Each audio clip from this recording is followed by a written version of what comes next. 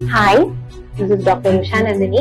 அடுத்த episode solve பண்ண முடியாத பிரச்சனை unsolvable issues in your marriage. குழந்தை வேண்டும், அவருக்கு குழந்தை வேண்டாம், அதான் வச்சிருப்பேன், அவங்களுக்கு நீட்டா வச்சிருக்கிறது பிடிக்காது. எனக்கு ஒரு சிலருக்கு அந்த விரக்தியான ஸ்டேஜ் வரும்போது இந்த பிரச்சனைகள் முன்ன நின்றுது. கோபம் வரும், வெறுப்பு வரும், நீ ஏன் இப்படி பண்ற, நான் ஏன் இப்படி பண்றது, சண்டை வரும். என்ன சைக்காலஜிக்கல் இஷ்யூ ஓடிட்டு இருக்கு, பிரச்சனைகளை நம்ம எப்படி சால்வ் பண்றதுன்றத பத்தி பார்க்கலாம்.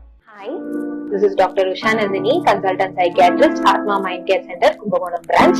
உறவாட உரையாடு சீரீஸ்ல அடுத்த எபிசோட் 6வது எபிசோடுக்கு நம்ம வந்திருக்கோம். போன எபிசோட்ல நம்ம தீர்க்கக்கூடிய பிரச்சனைகளை தீர்த்துருங்க அப்படின்றத பத்தி பேசணும். இப்போ தீர்க்க முடியாத பிரச்சனைகள், சால்வ் பண்ண முடியாத பிரச்சனைகள், unsolvable issues in your marriage, அது நிறைய விஷயங்கள் இருக்கும். ரொம்ப காமனா சொல்லணும் அப்படின்னா எனக்கு குழந்தை வேண்டும், அவருக்கு குழந்தை வேண்டாம், அந்த மாதிரில இருந்து வீடுதான் நான் நீட்டா தான் வச்சிருப்பேன், அவங்களுக்கு நீட்டா வச்சிருக்கிறது பிடிக்காது, எனக்கு அடிக்கடி வெளியே போக பிடிக்கும், அவங்களுக்கு வீட்டுல இருந்து டிவி பாக்குறது தான் பிடிக்கும், எனக்கு நான்வெஜ் பிடிக்கும், அவங்களுக்கு வெஜிடேரியன் தான் பிடிக்கும். இந்த மாதிரி நிறைய சால்வ் பண்ண முடியாத பிரச்சனைகள்ல முட்டி மோதி அந்த மேரேஜ் போய்கிட்டே இருக்கும். ஒரு சிலர் நல்லா மேனேஜ் பண்ணி கொண்டு போயிடுறாங்க. பட் ஒரு சிலருக்கு அந்த விரக்தியான ஸ்டேஜ் வரும்போது இந்த பிரச்சனைகள் முன்ன நின்றுது.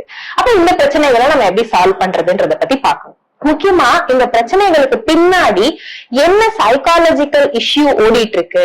இப்போ அவங்க வெளியே போகணும்னு ஆசைப்படுறாங்க அப்படின்னா சின்ன வயசுல அவங்க வீட்டுல வெளியே போக விடாம இருந்திருக்கலாம், இல்ல அவங்களால வெளியே போக முடியாத சூழ்நிலையா இருந்திருக்கலாம். இந்த மாதிரி ஒரு அன்கான்சியஸ் சைக்காலஜிக்கல் திங்ஸ் அவங்களுக்குள்ள இருக்கும். இவங்க வீட்டுக்குள்ள இருக்கணும்னு ஆசைப்படுறாங்கன்னா அவங்களுக்கு வீடு, ஒரு செக்யூர் என்விரான்மெண்டே சின்ன வயசுல இல்லாம இருந்திருக்கலாம். இந்த மாதிரி நிறைய விஷயங்கள் இருக்கு.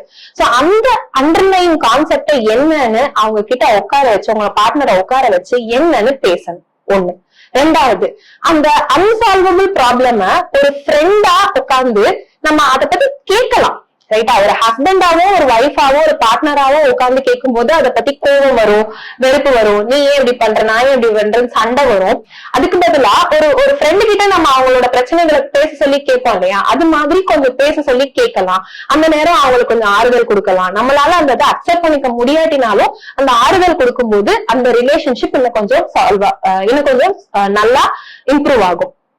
அதே மாதிரி அந்த அன்சால்வபிள் ப்ராப்ளம்லயுமே நான் நெகோசியபிள் ஏரியா, அதாவது இதை என்னால மாத்திக்கவே முடியாது அப்படின்றதையும் பிளெக்சிபிளான ஏரியாஸ், இதை என்னால ஓரளவுக்கு மாத்திக்க முடியும் அப்படின்ற விஷயங்களை பத்தி நம்ம டிஸ்கஸ் பண்ணோம். ஃபார் எக்ஸாம்பிள், வாரத்துல ஒரு நாள் வெளியே போலாம், மித்த நாள் வீட்டுல இருக்கலாம், இல்ல மாசத்துல 2 நாள் நம்ம ஊர் சுத்தி பார்க்க போலாம். இந்த மாதிரி ஒரு காமன் ஸ்பேஸுக்குள்ள 2 பேரும் வர்றதுக்கு ட்ரை பண்ணலாம்.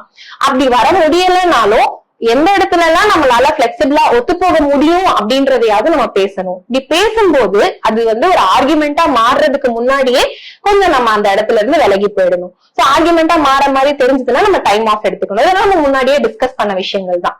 சோ இதுல இந்த அன்சால்வபிள் ப்ராப்ளம பத்தி நம்ம பேசிக்கிட்டு இருக்கும் போதோ, இல்ல இந்த மாதிரி நம்ம கொஞ்சம் அவங்களுக்கு ஆறுதலா பேசும்போதோ, இதெல்லாம் நம்ம பண்ணிட்டோம் அப்படின்னா நம்ம பார்ட்னருக்கு உட்காந்து இதை பத்தி பேசினதுக்கு தேங்க்யூ அப்படின்னு ஒரு கிராட்டிடியூடையும் சொல்லி நம்ம முடிக்கலாம். சோ இப்போ இந்த மாதிரி கிரிட்லாக் ப்ராப்ளம்னு சொல்லக்கூடியது, அதாவது ஒரு பெரிய டிராபிக் ஜாம், அதை எப்படி சால்வ் பண்ண முடியாதுன்ற இடத்துல இருக்கும்போது நம்ம கிரிட்லாக்னு சொல்றோம். அந்த மாதிரி ப்ராப்ளம் நம்ம மேரேஜ் லைஃப்ல வரும்போது எப்படி அணுகலாம் அப்படின்ற ஒரு சில டெக்னிக்ஸ் இந்த வீடியோல பார்த்தோம். அடுத்த வீடியோல நம்ம இன்னொரு டெக்னிக்கை பார்ப்போம்.